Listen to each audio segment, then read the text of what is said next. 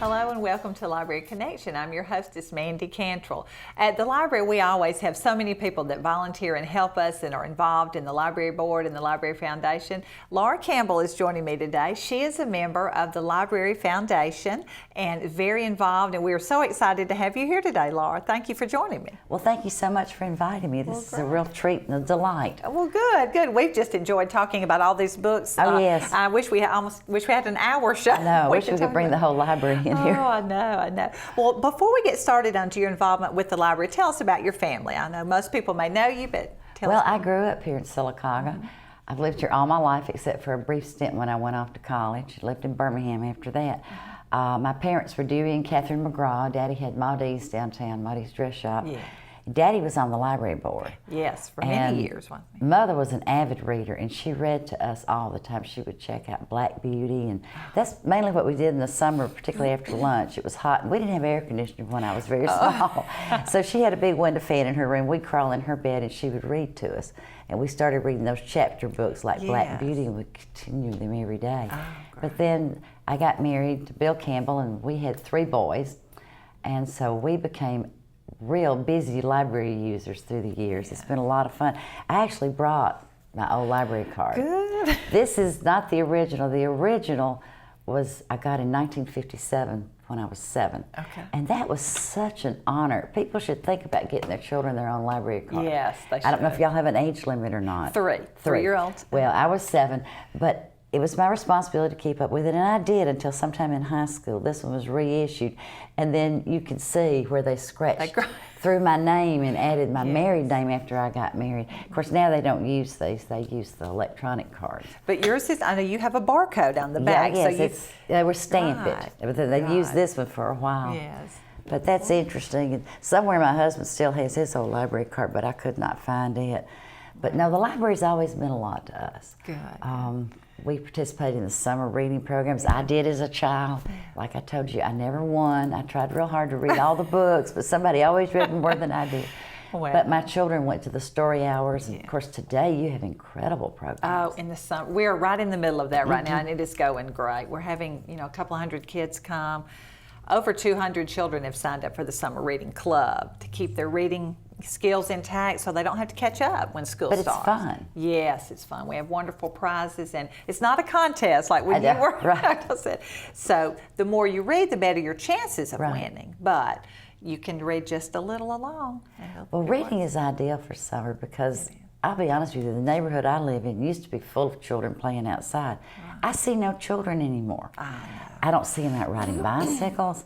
From what I understand, they're inside playing computer games and a lot of other things. But reading is perfect for that. We used to have what we called mandatory rest time. Right after lunch every day, my children would roll their eyes because they weren't real fond of it. But for 1 hour, they had to stay in their rooms and read books or be quiet. And it was important, and I just couldn't live without it. With 3 little rowdy boys, we needed an hour. Everybody needed downtime. Right. And they may not have enjoyed it at first, but I bet if they got interested in a book, they did. Then they looked forward to that. And we read stories a lot, too, in the afternoons. Right. Y'all know they're never too old to read, too, then, are they? I know. But, having 3 boys, Mandy, we were heavy into the cars and the trucks and the astronauts and the dinosaurs and all that kind of stuff. So now I have a little granddaughter. I have 1 grandson and 1 granddaughter. He's 6 and she's 9. And I don't get to see him as much as I'd like because they live in North Carolina.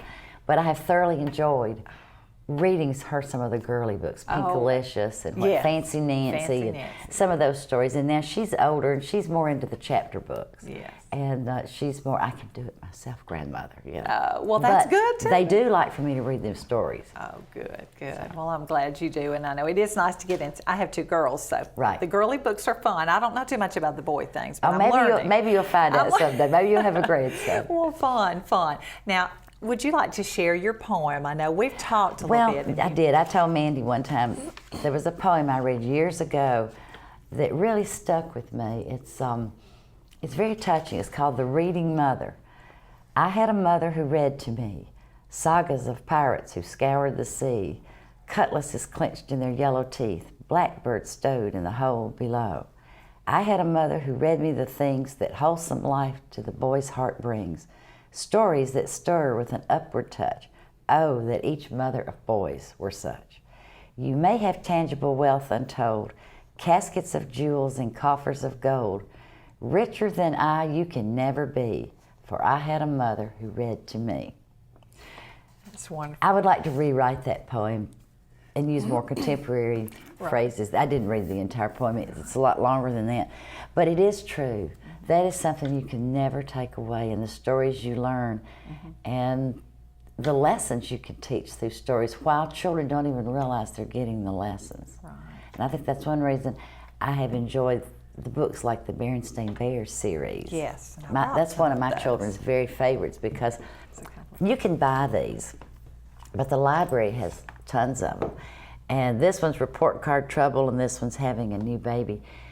These books span the ages and just about any subject, from fighting with brothers and sisters to messy rooms to what you name it. It's in there. And they have some more current ones now, stranger danger and safety on the internet. But it's interesting that those books came out in 1962. And I guess that's where I first saw them, because my little sister's 9 years younger than I am. So I read her a lot of stories. And I was familiar with those when my boys came along. But they loved them. And there's on holidays, Halloween, Christmas, Easter. And you know, if you're afraid of the dark, they've just got wonderful books, and they will never go out of style. I don't they think. check out all the time, and we're constantly updating, buying new ones, because you know they get to be well loved and in bad shape just because they're checked out a lot. So we're constantly buying new ones, and these are. And while I'm on that topic, I've got to show you this book has a book plate in it. The book was donated in memory of. This is from Don and Kim Ward in memory of Betty Ward. This program of books. Honor books or in memory of someone at the library started from the birthday club that you started with your boys. That was a long time ago. It was, and I'm going to tell you, that is a huge plus for us. So many books come, because all the new books come upstairs for children and adults too. Lots of people donate money to buy books for the library. Now, they don't have to go purchase the books. You know, to be honest, we know the books that we would like to have. We know what children are reading. I know someone donated books in my honor one time, a little boy from Storytime, and I got to choose some Curious George books. He loves Curious George, and I do too, and we had some we needed to replace. So we're always, you know, constantly going through the collection, looking at what needs to be replaced, or new books that are out, like some we talked about the crayons, the new ones coming out. So that is a huge plus. But tell us about the birthday club that you started. Well, the birthday club got started just because I wanted to teach my children. Part of that, it's better to give than receive. And on their birthdays, we would let them select a book that they liked, and then we would go to the library and see if they would purchase it for us. And so then I branched out to a lot of my friends, and they started doing it. I remember Molly and David Curry did one, I believe for Philip, that was Make Way for Ducklings. Okay. Oh, that's one of our favorites, yeah. Just grab that if you want to. I'm so sorry. I thought I put it on silent. That is okay. I found a book, while you're doing that, I'll talk Mike Mulligan and his Steam Shovel. And this book has been there a while. You can tell it's been read a lot. And it has Birthday Club, a book given by Harry I. Brown III on his 8th birthday, July 11th, 1983. So we have branched off and made prettier book plates. These are called book plates, what we put in there. So we still have a few of them if you look in the older books. Yes, it's kind of thrilling to find a book that has your name in it. It was given in your honor. Maybe we need to reinstate the birthday club and see if the new parents would be interested in doing that. Because every year on your child's birthday, you select a book and donate to the library, and then it's forever there. It is. And like my son now, Taylor, the one that lives in North Carolina, that has the 2 children, when he comes here, he takes them to the library. And I will never forget the first time Will came, my little grandson. He was probably 3. They really don't go to the library much, the public library in Winston-Salem. But they do have a lot of books. They have a good school library. But he went in down there, and he just was fascinated with all these books. So we picked out, what's the limit? 40. Your family can have a total of 40 books. We picked out easily that many. I could hardly carry them, and I was a nervous wreck. We wouldn't get them all back to the library. But we had these big book bags, and we carried out all these books. And he was so excited. So the next year when he came, the first thing he said was, "Grandmother, I want to go to that big bookstore." The big books. So we always take them to the big bookstore where they come to Sylacauga. Oh, I'm glad. They're so fun. I remember they really them coming are. in. It's fun. And one of the books I bought, I think you brought it. Iguana. Iguana. I bought this for my grandson because he had a little stuffed iguana that we had gotten at the Science Museum in Winston-Salem, and we wound up stopping by the park, and every child wanted to play with his little stuffed iguana. Well, then he decided he wanted a real iguana. And that's just really not something that was too doable. I knew his parents wouldn't like it. So I found this cute little book, and this is an adorable book. It's about a little boy that wants to buy an iguana, but his mother says no, but she won't let him have a pet. So there are letters written back and forth between the mother and the son. He's trying to persuade her into letting him have an iguana. And it's a really cleverly written book, and it's a good lesson on writing letters. Right. So I highly recommend it. In fact, that was my little grandson's favorite. He asked his daddy to come to school on reading day and read it to the class. Oh, fun. So they did. How neat, how neat. Well, we are just, like I said, so appreciative of the Memorial and Honor Book Clubs, which came from the Birthday Club. I really can't tell you how many books come upstairs. Well, that makes me feel good. I'm glad to hear that. And it is such a nice way to honor someone. It is. I do that for memorial gifts a lot when someone passes away. Right, and it means a lot. Like you said, the book is there forever, and a lot of people get to enjoy it. And one thing I don't know that parents think about that much is the library has so many books that deal with emotions and experiences that children go through, and they have all kind of books. Like this one's called Go Away Bad Dreams. Well, you know, a lot of children go through bad dreams. Yes. This one's about Grandpa and Me, We Learn About Death. This is a book I had bought for my children when we were having an experience with the grandfather dying, and they had not gone through that before. And I think there are a lot of times things that go on in children's lives that you can read and talk about that helps. There's books down there that cover most any subject you might come up with. The New Baby. The New Baby. Yes. We do have a lot. We have a lot that are just in the regular collection, but then we also have a parenting room that has a lot of different things in there. Some things are if someone in your family has cancer. Yes. Books that you don't need them unless you have a specific reason for them. But so they're not maybe on the regular collection, but they are available for anyone to check out. But and you and your staff are so wonderful. All you've got to do is walk up to the desk and say, "I need a book about losing a dog," and there are wonderful books down there about having to bury a pet or something. Yes. In fact, we checked one out one time when we were having to put a dog to sleep. And we read it, and I thought everybody really understood it. And I found out later that Bradley went to kindergarten and told the teachers the next morning, "My mama's killing my dog today." Oh no. But I picked him up, and they were going, "What have you been doing today?" But the book, I think, helped prepare them for losing that beloved pet. We'd had him ever since they were born. Oh, it helps to put into words what they're feeling. And I didn't quite know how to do it, and it was easy for me to read them that book. So I think parents should depend on the library a lot of times for situations they have going on. Right, and we are glad to help you with that. We have a book for almost everything. Wonderful. I hope. Well, thank you very much. And they're so knowledgeable, because if you ask for a book, they'll say, "I will find it for you." We aim to please. You do. You do a wonderful job. We try to. Well, it's so much fun.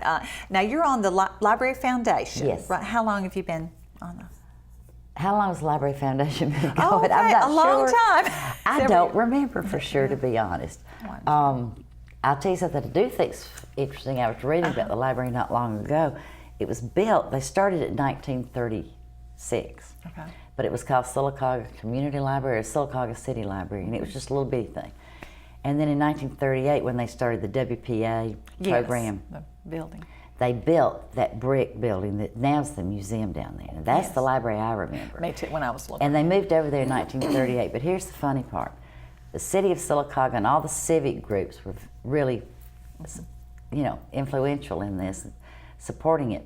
But the city gave $250 to start the library and pledged $50 a year. Wow. So then later, during the 70s, they started planning for an expansion of the library, and there was a lot going on around town about that time anyway. We're going to take a quick break, and we'll come back and talk some more about that. I hope you'll join us after the commercial break. In Central Alabama, 9,100 kids face going to bed hungry tonight. Hunger doesn't take a day off. There are kids right here, right now, that don't know where they'll get their next meal. Join Alabama Childhood Food Solutions and help put an end to childhood hunger in Central Alabama. Make a difference. Donate today, by mail or online, to help ACFS feed hungry kids. There's no better time to share than now. Their next meal could come from you. Any meal, anytime, it's a Huddle House on Highway 280. From the popular Huddle House signature waffle to our big house breakfast, including gravy and biscuit and loaded hash browns, it's a Huddle House. Try our Philly cheese steak omelet. It's a sure hit, too. Our big house sandwich combos include Huddle burger and country fried steak. And for lunch or dinner, it's the often requested chopped steak with mushroom gravy. Starting to get hungry? Head to the Huddle House. Our friendly and experienced team await you. Huddle House, Highway 280, any meal, anytime. There's one pharmacy that's so much more than just a drugstore. That's Marble City Pharmacy in Sylacauga. From cards for all occasions, a huge selection of gifts, even great exclusive Alabama and Auburn stuff, all kinds of household needs, and a complete selection of over-the-counter meds and supplies that you would expect. We are more than just a drugstore, but with our friendly, courteous staff and all of our great extras, we ought to be your drugstore. We're Marble City Pharmacy in Ogletree Plaza. Hey there, Bob Baumhauer here. Last year, the Alabama State Park celebrated our 75th anniversary, but the fun really never ends. I'm happy because this year, special events and new promotions will help us reach out to those who have yet to visit a state park. In addition to providing family fun, our parks are located in some of the most beautiful parts of Alabama. So plan your next visit today, but this year, reach out and bring a friend. For more information, call 1-800-ALAPARK or go to alapark.com. Since 1935, the Collins family has been the automobile business in Sylacauga. Bobby and Anderson Collins carry on that tradition today at Stop and Shop Auto Sales. Select from late model cars, trucks, and SUVs. And our vehicles do not go on the lot until they are thoroughly inspected by our experienced mechanics. At Stop and Shop Auto Sales, we offer a 30-day warranty on all our inventory. Family owned and operated for 4 generations. Stop and Shop Auto Sales, 230 West 1st Street in Sylacauga. Hello and welcome back to Library Connection. I'm your hostess, Mandy Cantrell. Laura Campbell and I have been talking about the library and reading and children and family, all of the things that go with that. Laura is on our Library Foundation and has been for several years. And before the commercial break, we were talking about the expansion of the library, or about to talk about that, and how the city years ago had pledged $50 a month, $50 a month, and they gave $250 to start the library. Wow, that wouldn't go very far today. But well, at that time, that would have been more money, but still, it's very small compared to the budget the library has now. Right. But the library has grown, and during the 70s, about the time they did a lot of the urban renewal, when the downtown and the parking lots and all that, they decided to use that land down there to put the new library on. And there was a lot of discussion about it because some people thought that was prime commercial land, and there was a little, opposition to it, but other people were for it, and they had the mayor and the leaders of the town. Curtis Lyles was the mayor. Was very much in favor of it. And so they went ahead, and then Dr. Spears came on board, and I don't remember exactly when she came. It's been probably about 30 years. I can't remember. Yes, she's been here, and she has really been the spur behind everything that library has just exploded under her direction. We have, under her. And she's excellent. In the background, you have to give her husband, Dr. Ted Spears, credit too, because he's a silent partner in that. But I would have to say Shirley has done more for this town and the library than most people have ever.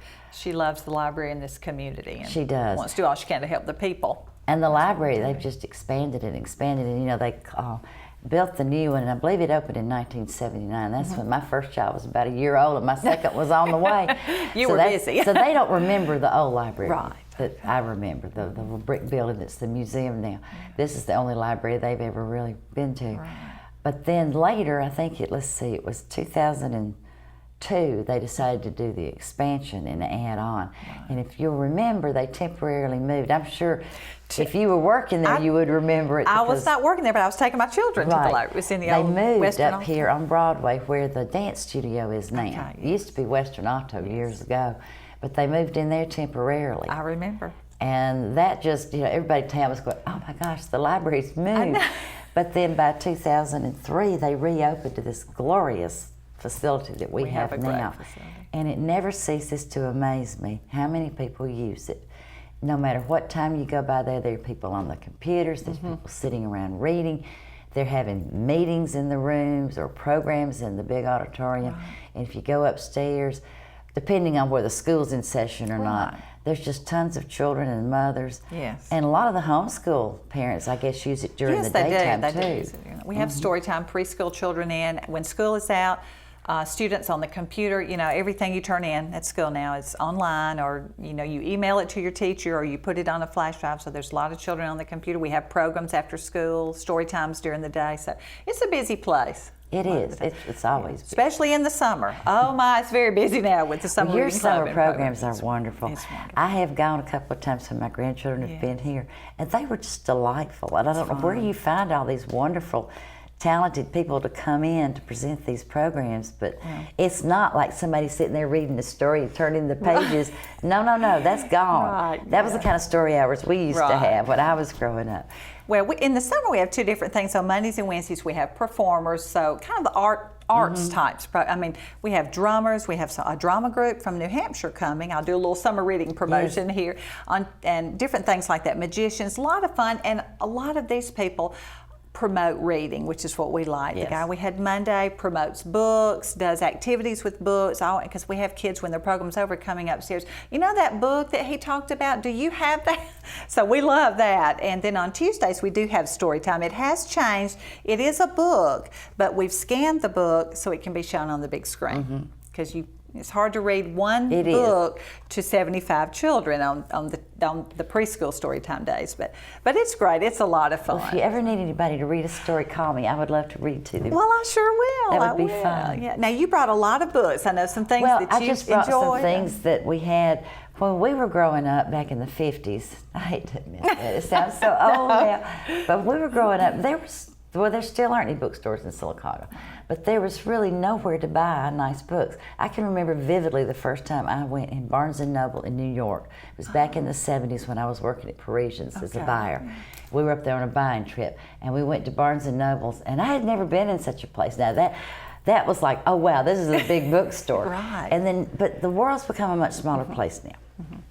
We have Barnes & Nobles and Books A Million in a lot of places in Birmingham. We still don't have that here. Nothing right here. But even Walmart carries a few books. Yeah. But when I was growing up, this is about the only thing you could buy were comic books. And of course, these were mine. My brother had Superman and all that kind of stuff. But I used to like Little Lulu and Dennis the Menace and Little Archie and some of those. But you could buy the comic books, and most of these are 10 cents, 15 cents.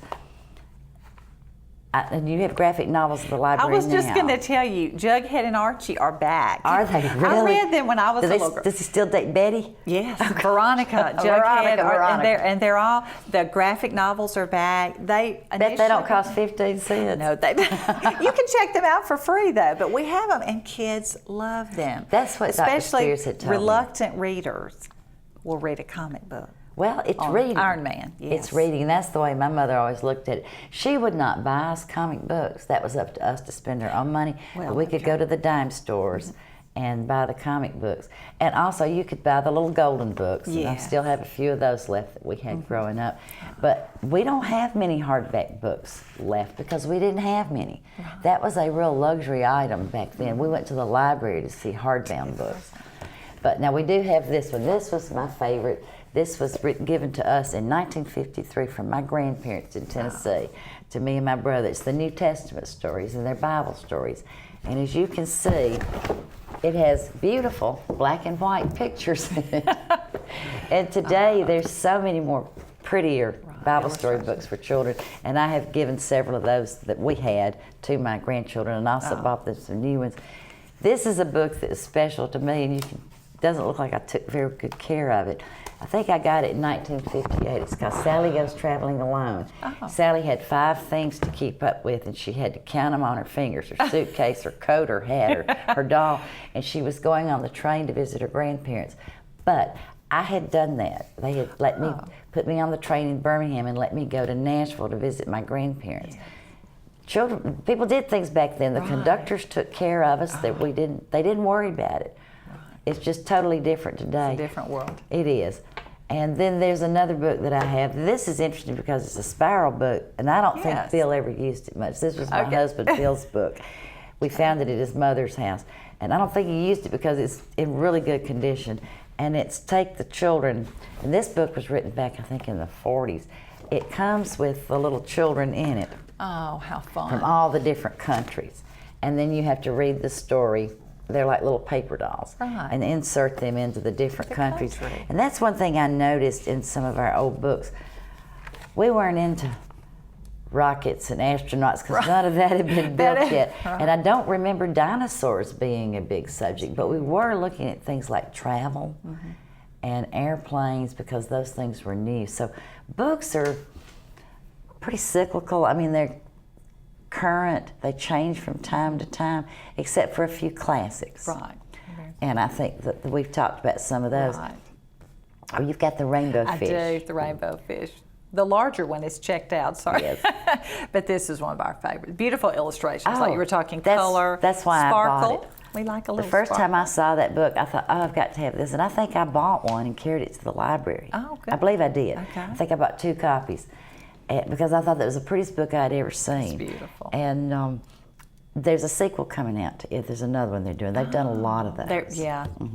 We have several of those. Yes. And I'll have to tell you, at a story time I did a few years ago, I chose a book, Ping the Duck, about I've a not duck. read that You one. know, I need to. It is an older book. I read it when I first started teaching in '83, and it was probably not new then. I read that at a story time to some preschoolers. They enjoyed the book. It's about a duck in China, and our story time theme was different countries. I had a mother come up to me after story time, and she said, "Oh, I remember that book when I was a little girl." So they're timeless. Right. It may be an old book, but it's still good, and we love Well, it. my grandchildren enjoy the books that my children had. I've given a lot of them to them to take home, and we read those stories to them.